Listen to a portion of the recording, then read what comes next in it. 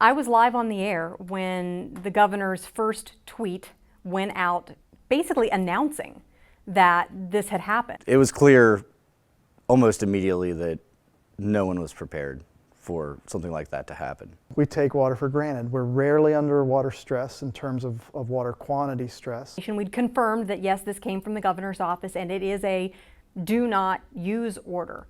We just have so much water, and that water has a dilution value to it, so it dilutes our pollution. I think from an economic standpoint, there were so many people that couldn't go out and afford to go get a hotel room, couldn't afford to go drive 30, 40, 50 miles to another place to take a shower, to do their laundry, to do the necessities with water. We need to let people know we've just received this information from the governor's office. It's a do not use the water order for a number of counties in our viewing area.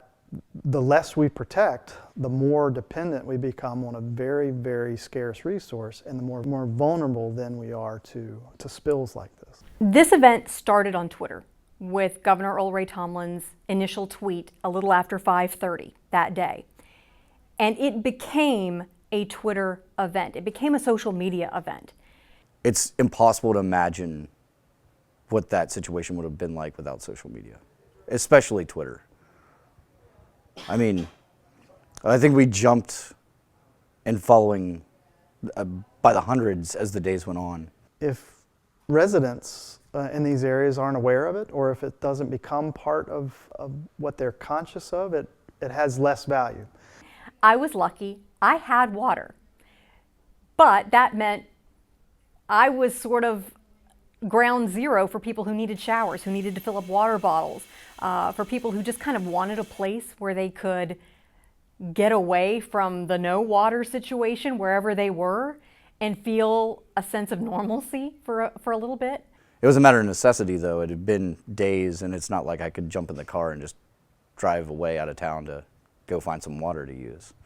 Again, scientists are not exceptionally good communicators. We learn to communicate with scientists, which is great, very huge, very important in terms of driving science forward. Scientists communicate with each other and keep pushing each other forward as we make discoveries. But when we make that transition and try to communicate that information that we know is very valuable to the public, it can be difficult because we're not trained in those communication. You know, journalists aren't scientists necessarily. You know, we take what they say and try to distill it down, which is oftentimes really, really difficult work. It was difficult work during the chemical spill in Charleston. It's a challenge with this project with the riffles and the sensors, the Streamlab project. Communicating science can be difficult because you don't fully understand the science in order to communicate it. And that's a huge part of it. So there's this barrier that often exists. So we didn't have a lot of information from the scientific community to start with to know, what are the effects? What are the potential hazards?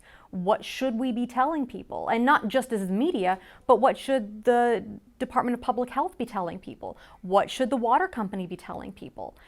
And so there was a scrambling at the beginning to just gather information to share.